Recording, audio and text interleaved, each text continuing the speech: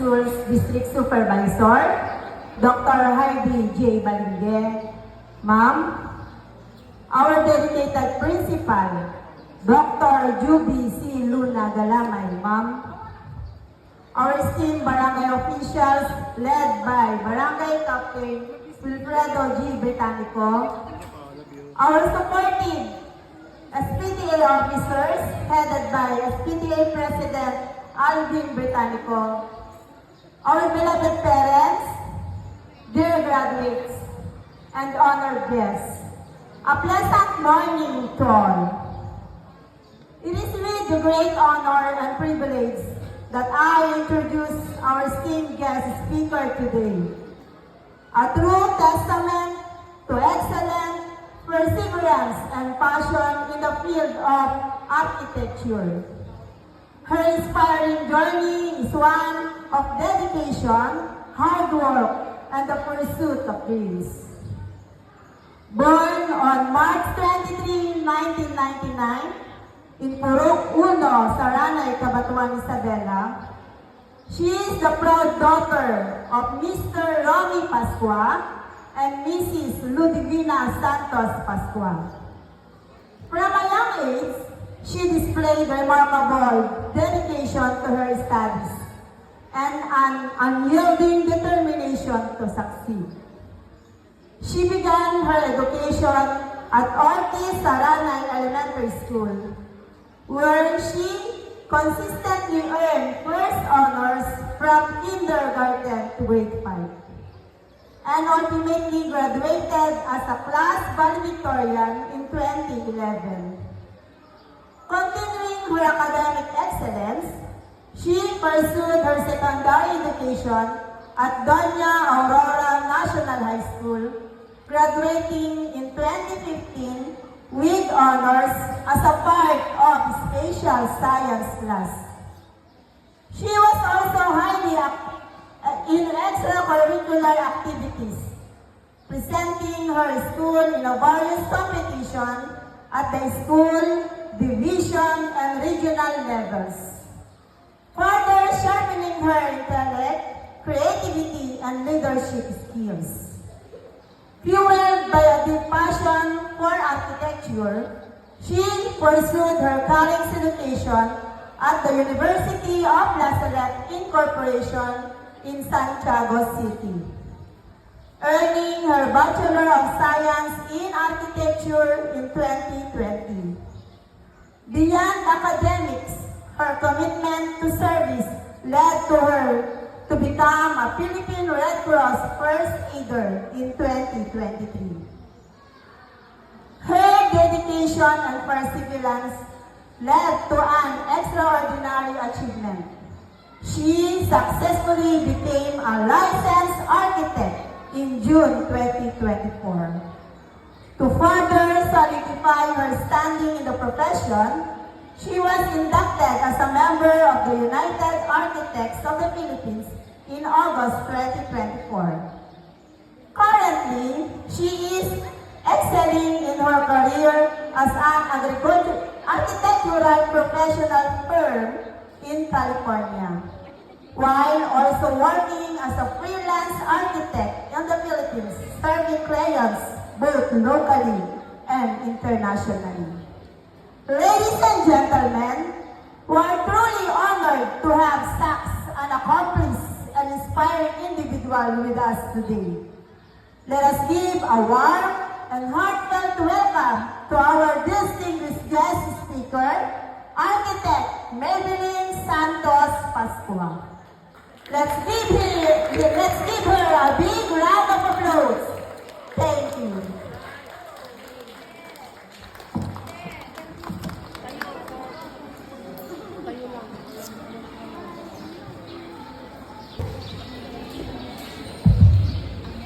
Thank you, Ma'am Glenda.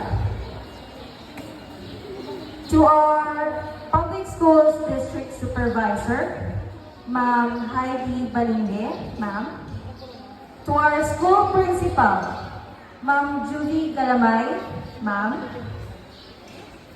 To our valued guests and former teachers of this institution, Ma'am Perla Marcelo, and Ma'am Angeles Corazon Marcelo.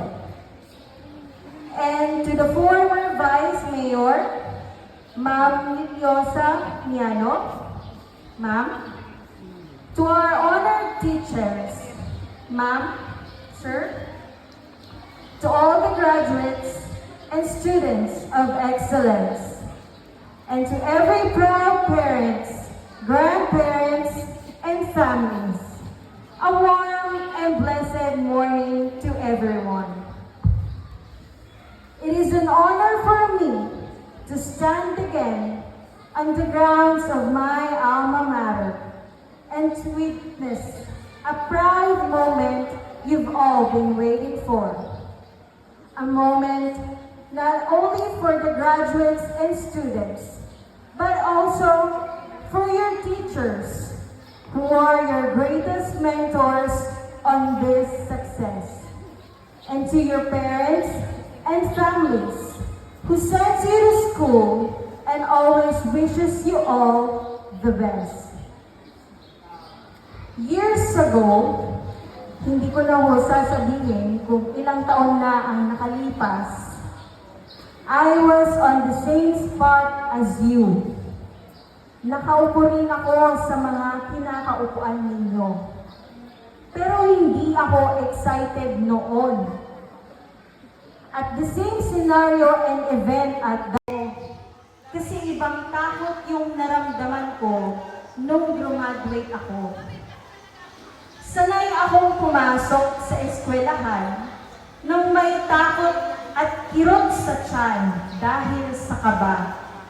Kasi si Ma'am Angeles, pagre-reciting na naman ako sa flagpole ng mga tamang traits at behavior sa harap ng buong Si Ma'am Perla, ganon din, nahihiya ako tuwing klase, nandoon ang mama ko kasi inaasma ako. Si Ma'am Charisma, ako na naman ang paboritong tatawagin tuwing may mag-o-observe. Si Ma'am Sylvia, gustong-gusto kong batiin tuwing umaga pero nahihiya ako. Si Ma'am Jenny, pag-e-explaining na naman ako sa harap ng klase. Si Ma'am Devilyn, tatawagin na naman ako kasi nahuhuli akong nakikipagchismisan sa mga kaklase ko. Tapos, si Ma'am Vilma, magtatanong siya na, any other hands? Pero sa huli, ako pa rin yung tatawagin mag-recite. Araw-araw, ganun yung kaba na mayroon ako. Sa araw-araw noon, lagi akong natatakot sa kung anong gagawin sa klase. Kaya nung graduation, mas matinding takot ang hinarap ko kasi hindi ko na alam kung ano ang susunod. Pero sabi ng mga nakatatanda na hanggang ngayon ay daladala ko, kung hindi ka raw natatakot sa susunod na hakbang, hindi raw ganun kalaki ang pangarap mo sa buhay. Kaya sa ngayon pa lamang, sanayin ninyo na tanungin ang inyong mga sarili tuwing gagawa kayo ng desisyon. Dahil mula ngayon, ang bawat desisyon na tatahakin ninyo ay inyong haharapin balang araw. Ito ang nais iparating ng inyong tema sa okasyong ito. Henerasyon ng pagkakaisa, kaagapan sa bagong Pilipinas. Ito ay patungkol sa inyong hinaharap. Sa future, naalala niyo ba? Lagi kayong tinatanong ng mga tita at tito kung ano ang gusto nyong maging kapag laki. Pati na rin ng inyong mga guro. Sasabihin nila, bring out one whole sheet of paper. Write an essay. Ano ang gusto nyong maging kapag laki? May kasunod pa yan. Minimum of 500 words.